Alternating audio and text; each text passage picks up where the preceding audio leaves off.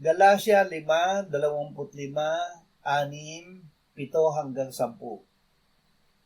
Kung tayo'y nabubuhay sa pamamagitan ng Espiritu, lumakad din tayo sa patnubay ng Espiritu. Huwag kayong padaya, ang Diyos ay hindi maaaring lokohin, sapagkat ang anumang ihasik ng tao ay siya rin niyang aanihin.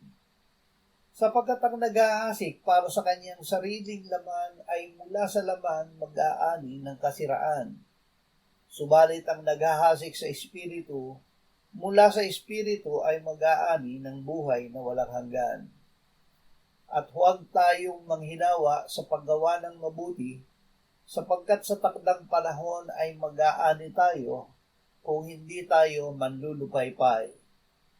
Kaya't habang may pagkakataon, gumawa tayo ng mabuti sa lahat, lalong-lalo na sa mga kabilang sa sambahayan ng pananampalataya. Ang paghahasik sa Espiritu. Sa lahat ng mga bagay, ang Diyos ay gumagawa sa ikabubuti ng mga umiibig sa Kanya, sa kanila ng mga tinawag alinsunod sa Kanyang layunin. Sapagkat ang mga nakilala niya ng una pa, ay itinalaga naman niya na maging katulad sa larawan ng kanyang anak, upang siya ang maging panganay sa maraming magkakapatid.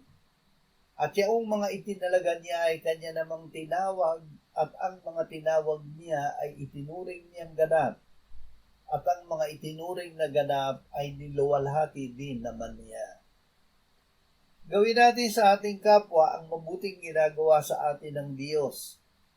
Ito ang paraan ng paghahasik sa Espiritu, hindi sa laman. Huwag tayong manghinawa sa paggawa nito. Sa takdang panahon ay mag-aani tayo dahil ito ay gawang bunga ng pananalig sa Diyos. Ako ay iyong